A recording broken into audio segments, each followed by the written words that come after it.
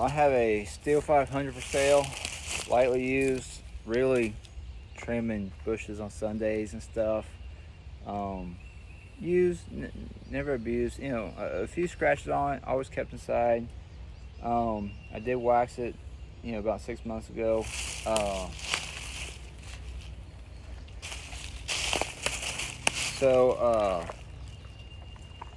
well, you know, a few cosmetic problems.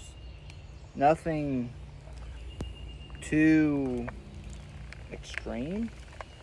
It is the narrow edition. That's custom aftermarket. It's definitely skinnier than what it was originally, and a little bit longer. Um, yeah, pretty decent saw. I mean, you know, lots of life left in it.